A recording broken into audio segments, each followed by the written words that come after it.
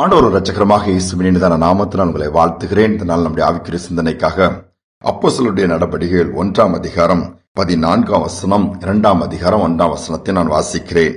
அங்கே இவர்கள் எல்லோரும் ஸ்திரீகளோடும் இயேசுவின் தாயாகிய மரியாளோடும் அவருடைய சகோதரர்களோடு கூட ஒருமனப்பட்டு ஜெபத்திலும் வேண்டுதலிலும் தரித்திருந்தார்கள். பெந்தெகோஸ்தே என்னும் நாள் வந்தபோது அவர்கள் எல்லோரும் ஒருமனப்பட்டு ஒரு இடத்திலே வந்திருந்தார்கள். இந்த இடத்தில் ஒரு வார்த்தை அதிகமாக அழுத்தம் திருத்தமா சொல்லப்பட்டிருக்கிறது. ஒருமனப்பட்டு ஜெபத்திலும் வேண்டுதலிலும் தரித்திருந்தார்கள். ஒருமனப்பட்டு அவர்கள் ஓரிடத்திலே கூடி வந்தார்கள் என்று சொல்லப்பட்டிருக்கிறது. ஒரு மனதை குறித்து நாம் இந்த நாளிலே பார்க்க போகிறோம். எங்கு ஒரு மனம் உண்டோ அங்கு ஆண்டவர் இருப்பார். இன்னைக்கு மனங்கள் ஒத்து போகிறது, ஒரு மனமாக இருப்பதை இன்னைக்கு பார்க்கவே முடியவில்லை. ஏன் திருமணங்களில் கூட அதுதான் நடக்கிறது. ஆனால் இந்த அப்போஸ்தலர் நாட்களுடைய சூழ்நிலை பார்க்கும் பொழுது இயேசு சிலுவையில் அறையப்பட்டார், மரித்து உயிர் தெழுந்த பின்பு தரிசனம் கொடுத்த பிறகும் அவர்களுக்குள்ள ஒரு துக்கம், ஒரு வேதனை, ஒரு பயம், அடுத்து என்ன செய்வது என்று தெரியவில்லை, ஒரு குழப்பம், எதிர்காலத்தை குறித்து ஏராளமான கேள்விக்குறிகள், எல்லாவற்றையும் விட்டு இயேசுவை பின்பற்றினோமே, அவரே போய்விட்டார் என்று சொல்லி ஒரு அப்படிப்பட்ட ஒரு நிர்பந்தமான நிலைமை. ஆனாலும் கூட அவர்களுக்குள் ஒரு ஒருமனம் இருந்தது. ஒரு மனதோடு ஒரு மேல்வீட்டறையில 120 பேர் என்று வேதம் சொல்கிறது கூடியிருக்கிறார்கள். அவர்கள் ஒருமனப்பட்டு தேவனுடைய சமூகத்துல வரும் பொழுது என்ன நடக்கிறது? அங்குதான் பலத்த மாற்றம் நடக்கிறது. தேவன் அங்கு எழுந்தருளுகிறார், அல்லது இயேசு அங்கு வந்து விடுகிறார். இயேசுவே தெளிவாக அதை சொல்லியிருக்கிறார். எங்கே 2-3 பேர் என் நாமத்தினால் ஒருமனப்பட்டு கூடியிருக்கிறார்களோ அங்கு நான் இருப்பேன். ஒருமனப்பட்டு ஏறெடுக்கிற விண்ணப்பங்களுக்கு உடனே பதில் வரும். இன்னைக்கு ஆலயங்களுக்கு பஞ்சமில்லை, ஆராதனைகளுக்கு பஞ்சமில்லை. ஆனால் கூட்டம் கூட்டமாக போனாலும் ஒருமனம் இல்லாமல் ஏறெடுக்கிற ஆராதனை, ஒருமனம் இல்லாமல் ஏறெடுக்கிற விண்ணப்பங்கள், ஜெபங்கள் நிச்சயமாகவே அதற்கு பதிலை கொண்டு வராது. ஒருமனம் ஆண்டவர் எதிர்பார்க்கிறார். 2 பேராவது ஒருமனப்பட்டிருந்தாலே போதுமாம், இயேசு அங்க வந்து விடுகிறார். இன்னைக்கு ஒருமனப்பட்டு எங்கேயாவது ஆவிக்குரிய காரியங்கள்ல கூடி வருகிறார்கள்னு சொல்லி பார்ப்போமானால் விரல் விட்டு எண்ணி விடலாம். ஆனால் உலக பிரகாரமான காரியங்களுக்கு ஒருமனப்படுகிற கூட்டங்கள் ஏராளமாக இருக்கிறது. ஆண்டவர் அதில் பிரியப்படவில்லை.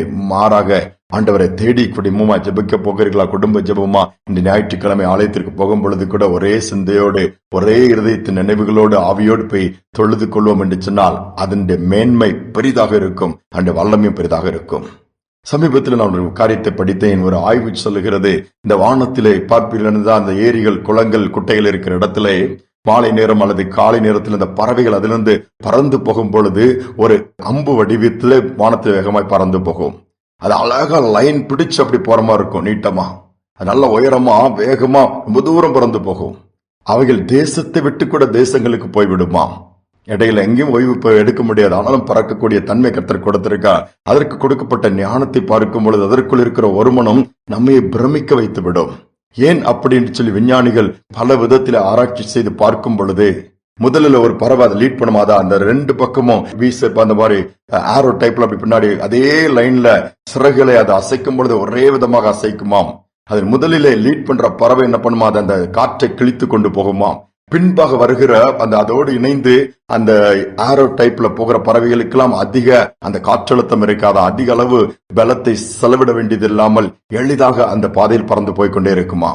கொஞ்ச தூரம் போன உடனே அந்த முதலில் லீட் பண்ற பறவை சோர்ந்து போயினால் உடனே அடுத்த பறவை மாற்றிக்கொள்ளுமாம். அது இன்னொன்னு முன்னாடி போய் பறக்க, அதை முன்னாடி லீட் பண்ணும். மற்றதெல்லாம் அதனுடைய அந்த ஷேடோல வர மாதிரி அதற்கு பின்பாக அதே லைன்ல போகுமாம். தேசங்களை விட்டு எழுதால் பறக்கப்படுகிறது. எத்தனை உண்மை யோசித்து பாருங்க. அதற்குள்ள ஒரு ஒன்னஸ், அதற்குள்ள ஒரு பெரிய அந்த மாதிரி ஒற்றுமையோடு போகிறதுனால தேசங்களை தாண்டி இடம் விட்டு இடம் சூழ்நிலைக்கு தக்க தங்களை மாற்றிக்கொண்டு வாழ்வாதாரங்களை ஏற்படுத்திக் கொள்கிறது. ஆனால் மனுக்குலமோ இன்னைக்கு அதை செய்ய மறுக்கிறது. எதிலுமே குடும்பங்களுக்குள் ஒருமனம் இல்லை, கணவன் மனைவிக்குள்ள ஒருமனம் இல்லை. அந்த சிஷ்யர்கள் எல்லாம் ஒருமனப்பட்டு கூடியிருந்தார்கள். அந்த இடம் அசைந்தது, ஆவியானவர் இறங்கினார், புதுபலம் வந்தது, பலத்த காற்றை போல் இறங்கி பயத்தை அப்புறப்படுத்தி தைரியப்படுத்தி தூக்கி நிறுத்தி ஆண்டவருக்காய் எழும்பி தேசங்களே கலக்கினார்கள். எத்தனை தேசங்களுக்கு அவர்களே கர்த்தர் கொண்டு போனார். அவர்களுக்கு இருந்த ஒருமனம் ஆவியானவரை கொண்டு வந்தது. அந்த ஆவியானவர் உலகமெங்கும் அவர்களை சாட்சிகளை எழுப்பி பயன்படுத்தினார். ஏன் நாம் ஒருமனப்படக்கூடாது? எல்லா காரியங்களும் இன்னைக்கு ஒரு தொய்ந்து போயிட்டீங்க. தொழில அடுத்த எல்கைக்கு போக முடியல, வேலை ஸ்தலத்துல உயர்வு இல்ல, வாழ்க்கையில முன்னேற்றம் இல்ல, சரீரத்துல சுகம் இல்ல, பலவீனம், அதுலயும் மாற்றம் இல்லைன்னு சொல்லி புலம்பிட்டு இருக்கிறீங்களா? ஒருமனப்பட்டு நீங்க ஜெபம் பண்ணுங்க. பெரிய கூட்டத்தை பெரிய பெரிய ஊழியக்காரர்களை கூட்டிட்டு வந்து ஜெபம் பண்ண, அதை 2வது வச்சிடுங்க. ஃபர்ஸ்ட் நீங்க 2 பேர் கணவன் மனைவியால பிள்ளைகள் இணைந்து ஒருமனப்பட்டு சுகத்திற்காகவா, விடுதலைக்காகவா, வேலைக்காகவா, உயர்வுக்காகவா, அற்புதங்களுக்காகவா, எதற்காவானாலும் இயேசுடைய சமூகத்துல போய் இன்று ஜெபித்து பாருங்க. இன்றே அவர் அற்புதத்தை செய்வார். நீங்கள் பெற்றுக்கொள்ள முடியும். ஏனென்றால் நீங்கள் ஒருமனப்படும் பொழுது இயேசு அங்கு வந்து விடுகிறார். இயேசு அங்கு வரும் பொழுது அங்கு அற்புதம் தானே இருக்க முடியும். நன்மை உண்டாயிரும். தாழ்த்தி நீங்க ஒப்பு கொடுப்போமா? எங்கள் அன்பின் தகப்பனே, இந்த புதிய நாளுக்காக நன்றியோடு துதிக்கிறோம். ஓய்வு நாளின் காலை நேரத்தில் சமூகத்தில் வந்திருக்கிறோப்பா. ஒரு மனதை எதிர்பார்க்கிறீங்கப்பா. பிதா குமார் பரிசுத்த நாங்கள் ஒன்றா இருக்கிறோம் சொன்னது போல அதே மாதிரி நாங்களும் ஒன்றா இருக்கணும் நீங்க விரும்புனீங்கப்பா. அந்த ஒரு ஒன்னஸை குடும்பத்துக்குள்ள கொடுங்க, கொண்டு வாங்க. ஒரு மனத்தை குலைக்கிற பிசாசின் கிரையில கட்டி போடுங்க. எதுலெல்லாம் ஒருமனப்பட முடியலையோ அவைக்குரிய காரியங்கள்ல எங்கெங்கெல்லாம் தடுமாற்றங்கள் இருக்குது இன்னைக்கு மாற்றி போடுங்கப்பா. ஒருமனப்பட்டு ஜெபிக்க, ஒருமனப்பட்டு துதிக்க, ஒருமனப்பட்டு வார்த்தையை தியானிக்க, ஒருமனப்பட்டு மக்கள் எழும்பக்கூடிய பாக்கியத்தை கொடுங்க. குடும்பங்களுக்குள் இன்னைக்கு ஒரு ஒன்னஸ் உண்டாகட்டும். அற்புதங்கள் நடக்கட்டும். தாழ்த்தி ஒப்பு கொடுக்கிறேன் இயேசுவின் நாமத்தில் பிதாவே, ஆமேன், ஆமேன். ஒரு மனதோடு ஆண்டவர் சமூகத்துல போய் கேட்டு பாருங்க. உடனே பதிலையும் நீங்கள் பெற்றுக் கொள்வீர்கள். சிந்தனையோடு நாளை தொடரலாம். மீண்டுமாய் நாளை தினம் சந்திப்போம்.